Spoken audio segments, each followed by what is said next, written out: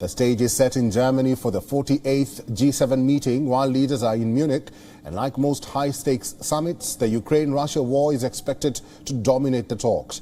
In a new concerted action to cut off Moscow's financial lifeline, ahead of the meeting, world powers agreed to ban gold exports from Russia.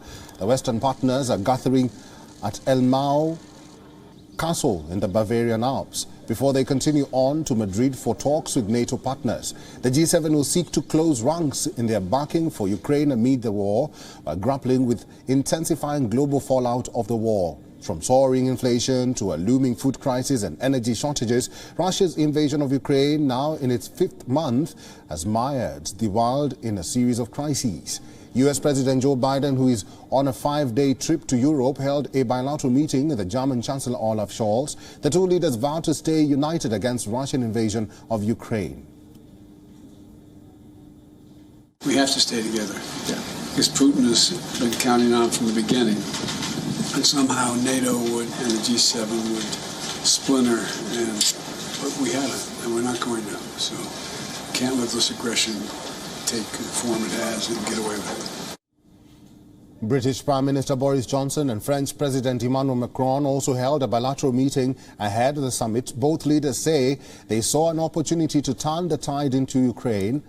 Johnson also warned against trying to settle the conflict. Other leaders, including Italian President Mario Draghi, Canadian Prime Minister Justin Trudeau, Japanese Prime Minister Fumio Kishida, and EU Chief Ursula von der Leyen, have also arrived in Munich. The leaders will also be confronted with the looming threat of recession as well as pressures over climate change.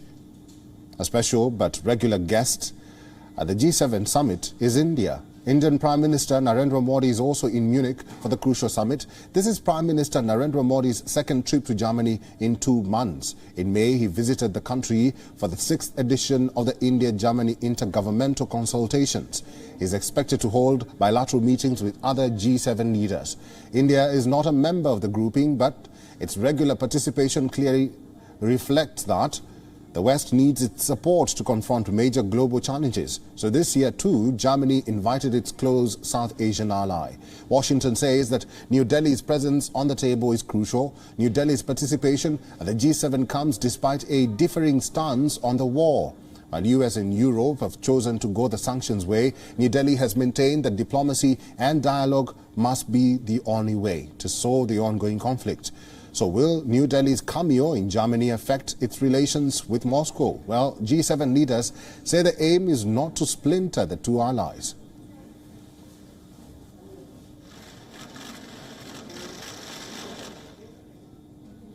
And for more on this, our principal diplomatic correspondent Sidhan Sibal gets us this report from the G7 Media Center in Germany. Take a look. Well, holding summits is not an easy job. It's always chaos.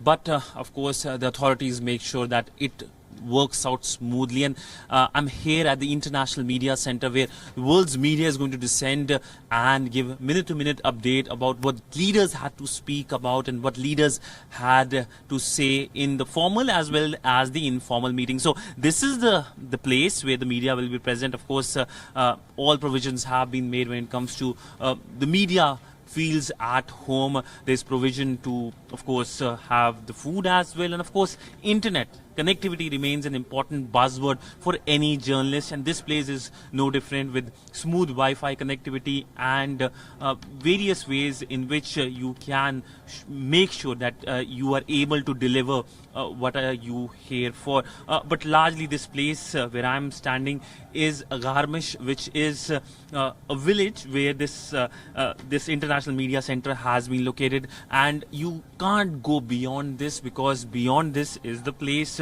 where the G7 leaders are going to meet, and a lot of security personnel are present.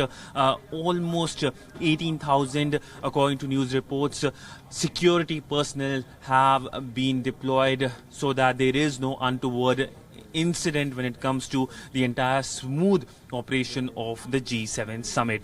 With video journalist Ajit Sidhan Sibal for WION at the International Media Center in Garmisch, Germany. WION is now available in your country. Download the app now and get all the news on the move.